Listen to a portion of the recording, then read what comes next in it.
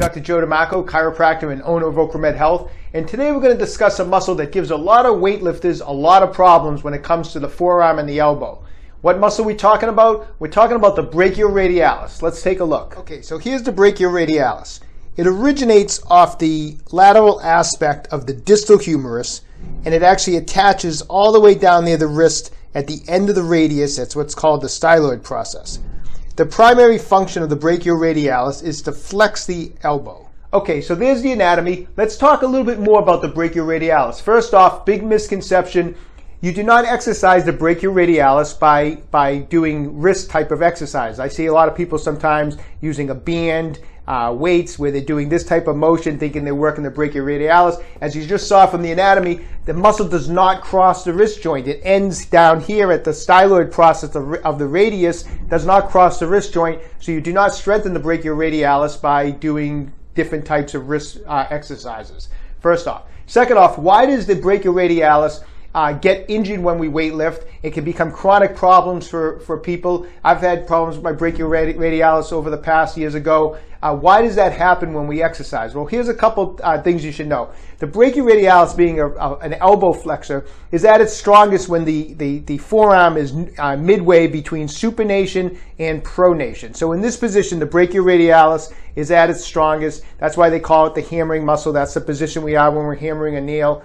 When the forearm is fully pronated, the bicep is at a mechanical disadvantage, and the bicep obviously is our primary elbow flexor, but it's at a mechanical disadvantage when the arm is fully pronated, at which point the brachioradialis is at its most active. It's really picking up some of the slack of the bicep at that point, and so it's not a relatively large muscle, and you put it under a lot of stress when the hand is fully pronated. So how does that translate into weightlifting? Well, let's look at just exercise in general. A common way people get injured on the brachioradialis and start creating pain in here is on chin-ups, when the hand is gripped in this position and they're pulling the bar. You have the whole weight of the body that's being pulled up. That's a lot of weight to be placing on the brachioradialis, because in this position, as I'm doing a chin-up, my forearm is pronated, mechanical disadvantage for the bicep. Lots of stress is being placed on the brachioradialis. That's a common way that people injure that. I see that. I've seen that a lot over the years.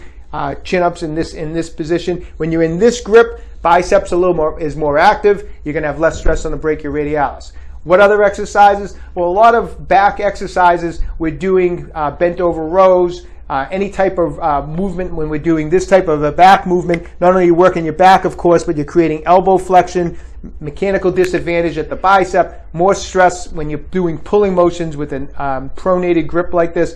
More stress is placed on the brachioradialis. It gets injured. So what are we going to do? We're going to try to fix it today.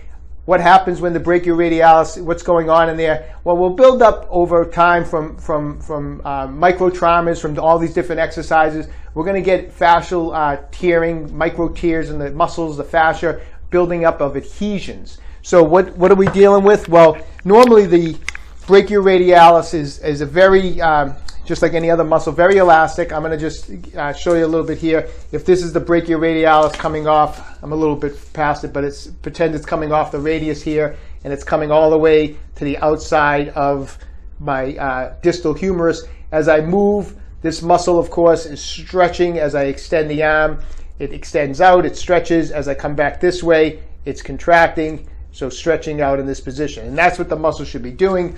Over time, what will happen is we're beating up this muscle. It's taking a lot of abuse. We're building up fascial adhesions, which a lot of times people refer to as knots. So picture this band. These are fascial adhesions in here. Obviously, when you have fascial adhesions, in between the adhesions, the tissue is stretching nicely, but wherever there's an adhesion, that part is not stretching. So now picture I have my brachioradialis here, coming here. Now I'm moving it as it's stretching. I'm not getting a lot of elasticity through this fascial adhesion, these knots. It's limiting my range of motion. It's actually by having these knots, it's actually putting pressure on the tendon up here. It's tugging on the tendon here. It's tugging on the tendon here. So what do we need to do? We got to get rid of this stuff. We're going to break up those adhesions. I'm going to show you how to do that today. Let's do some fascial release work on that brachioradialis. We're going to use a Tai Chi ball from OcraMed Health. Why? Because the texture on these Tai Chi balls is going to get deep into the fascia, something that a tennis ball or lacrosse ball just is not going to do. What we're going to do is we're going to start. Now, the way the anatomy of that brachioradialis is, it's actually an awkward muscle to get to. It's not in a location where you can actually put your arm down on the desk or on the floor because it's actually on the top. It's kind of awkward to get onto that muscle. I find the best way to do is just hold the Tai Chi ball in one hand and actually use this hand to do the fascial release work on the opposite brachioradialis. I'm going to start distal at the beginning of the brachioradialis. Now down here, there's not a lot of tissue as much, so I do want to do a little rolling down here. Just don't apply as much pressure because it's a bony area, but the muscle does go all the way down to the styloid process, so we don't want to get some of the tissue in here. So I'm going to use the, starting in this position, real light. Like I said, it's more of a bony area, but I'm going to just roll in different directions, back and forth, side to side, like diagonal, and I'm going to spend about 30 to 60 seconds, and I'm going to move up in 1 inch increments, and every time I move up to a new spot, I'm going to spend 30 or 60 seconds just applying firm pressure down and rolling out and digging this Tai Chi ball in, breaking up any adhesions that are in the area. So I'm going to make several changes. As I get into the belly of the muscle, I will be applying deeper pressure, firmer pressure into the belly of the muscle to the point where I get above the elbow joint to the distal end of that humerus where the muscle originates from, and I'll spend one last time in here, 30 to 60 seconds, much pressure as I can handle, digging in and moving the ball around in all different directions. Once I've done that in several locations, and I should mention, if you happen to find a particular area that has a knot, spend a little extra time on it if you can actually feel a knot in that area. If not, just make 1 inch movements all the way up. Once you do that, we're going to take the elbow, we're going to keep it flexed so the muscle's in a relaxed position. I'm going to take the Tai Chi ball, I'm going to put firm pressure down, and then I'm going to pull towards my elbow to trap the tissue. And at that point, I'm going to extend out in this direction. And I'm going to do that 5 times on that one spot, at which point I'm going to come down 1 inch again, elbows bent, I'm pressing firm pressure in, pulling towards the elbow, and I'm going to stretch out the muscle 5 times as I hold firm pressure until I finally get up above the elbow joint at the origin of the brachioradialis. One last time, firm pressure, pulling up now towards the shoulder, and then I'm going to make an extension out in this position like this, and we're going to, 5 times we're going to perform that. So what we're basically doing is we're trapping that adhesion in a relaxed position, and then I'm stretching out the muscle, and that helps actually just kind of pull that tissue apart and break up any fascial adhesions that you get in that area. Now, another little trick you can do is if you have a neck lax from OcraMed Health, these things come in handy not only for the neck, but I use it a lot of times on my calves and my forearm, and it actually comes in as a great little tool for working on the brachioradialis, because you can actually get it around your brachioradialis and trap the tissue just like we were talking about. It traps all the way around it, and we can perform that extension work this way. The other thing I like about this is I can actually get right into the muscle belly of the brachioradialis with these shiatsu massages, and I'll actually pinch the brachioradialis with the neck lax, and I'll actually just massage it and work out the adhesions just like this, and then I'll move it down and I'll trap and pinch the muscle of the brachioradialis with this, working it all the way up in this way, applying firm pressure and just basically pinching the muscle and just kneading it. And I find that the neck lax is a great little tool for actually working out those adhesions in the brachioradialis. So if you don't have one, get one, give it a try.